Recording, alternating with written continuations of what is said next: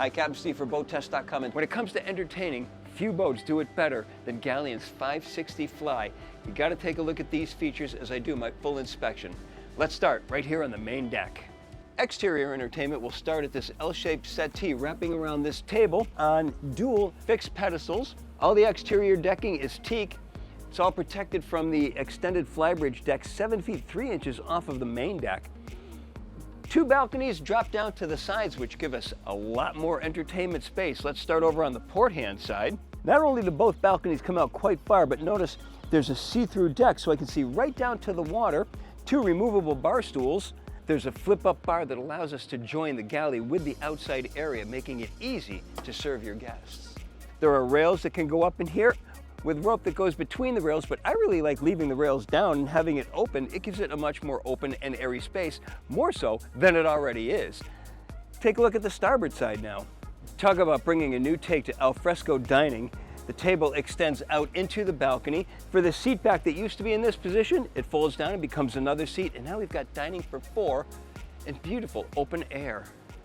Now notice, not only is this accommodated by this large sliding glass right here, there's also another one over at the galley. Open all that up and then slide the aft door open, and we're really blending the inside with the outside.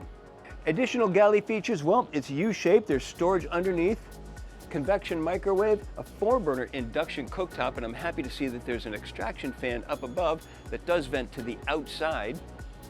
Single basin stainless steel sink, plenty of Corian counter. Drawers are over to the side, and we've got a full-size refrigerator and 2 freezer drawers. Additional storage is up above, and just look at the fit and finish as we're going around this boat. The laminate, the curved wood trim on the overhead, otherwise it's upholstered, and there are LED lights going the full length of this overhead. And there's beautiful woven fabric on the vertical supports with LED lighting. Continuing forward, there are 2 steps up, and notice how the support for the cabinetry is leather wrapped, making a convenient grab handle. Continuing forward, we go up 2 steps. The overhead stays level, so that brings it down to 6 feet 7 inches, still higher than we've seen on most yachts. Decking is all oak light artificial flooring. If the weather becomes inclement and we don't want to have the exterior seating for the alfresco dining, look at this. Nice J-shaped seating wrapping around a solid wood table. This one is on a high-low pedestal, so we can drop it down, convert it into a berth if we want for those guests that just won't leave. Directly across, love seat giving us opposing seating, and there's a TV on an electric lift right behind it. All of this seating benefits from these huge windows to both sides and in front, and there are electrically actuated shades.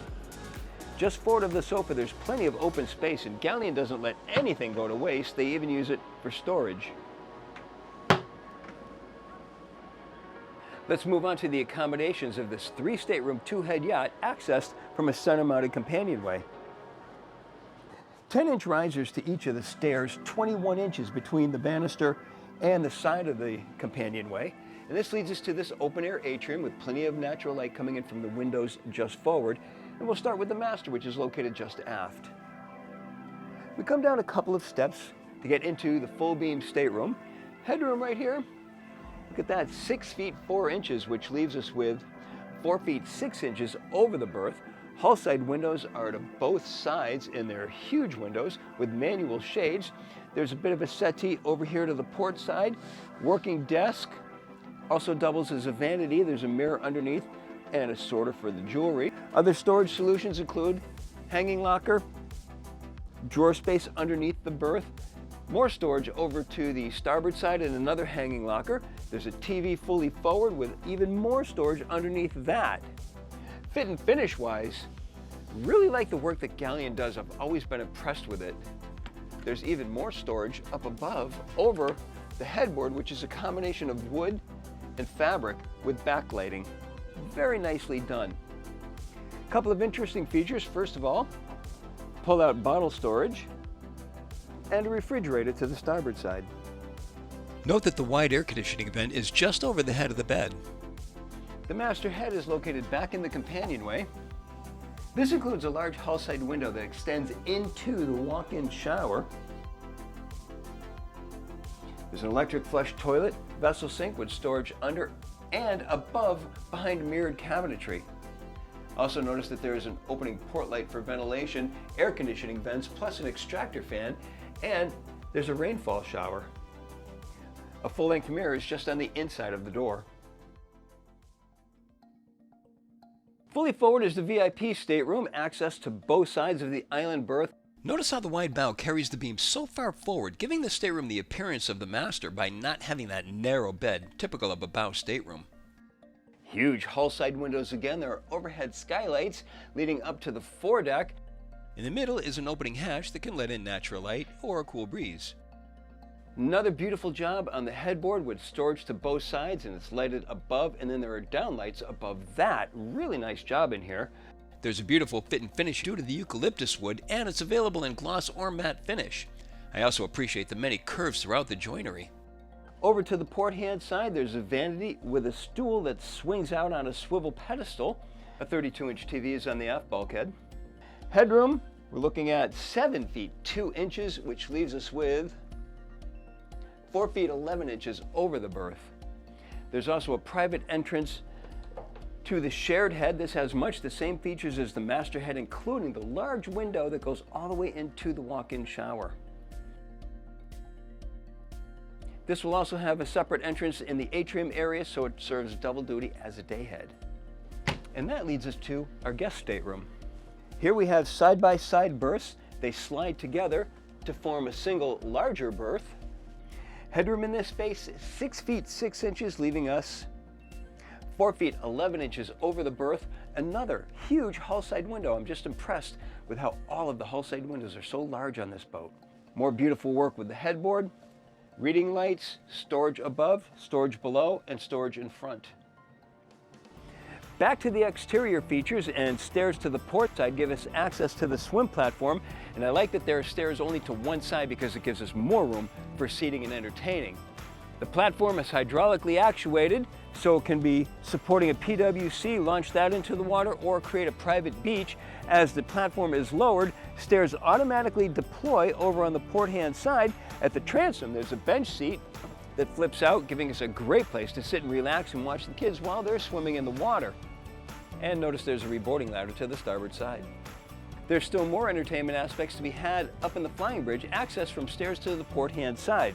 Notice all teak treads and rails to both sides. Plenty of handrails make an easy transition to this area, but look at this. Relaxation starts with 2 chaise lounges on an aft deck. Just ahead, there's a refreshment center that consists of an electric grill, refrigerated basin with chill plates around the perimeter of it, and a single basin stainless steel sink. Storage is underneath.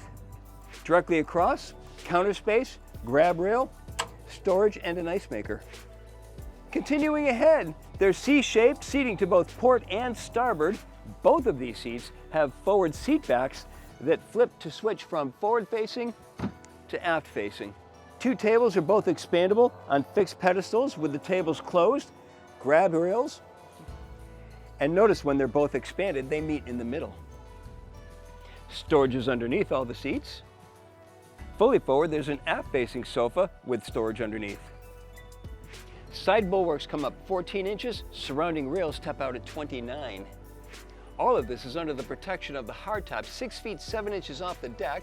It's got a nice decorative insert with courtesy lights recessed into it. It's repeated just behind as well, and that is also holding the Fusion stereo speakers. At midships, the side decks are 18 inches wide. Rails are topping out at 36 inches. There's also, look at that, a 16-inch midship cleat, one of 3 to each side.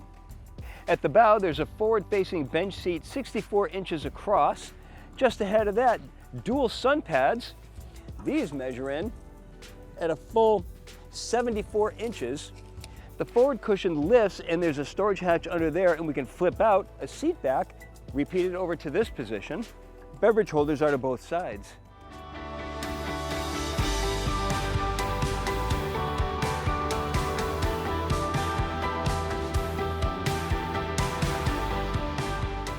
Clearly, there's an awful lot going on this 560 Fly. I'm impressed with how many features are in this boat, but it's not cramped and stuffed, and you just don't have a hard time getting around. It's roomy, it's open, it's spacious, while still having all of these features.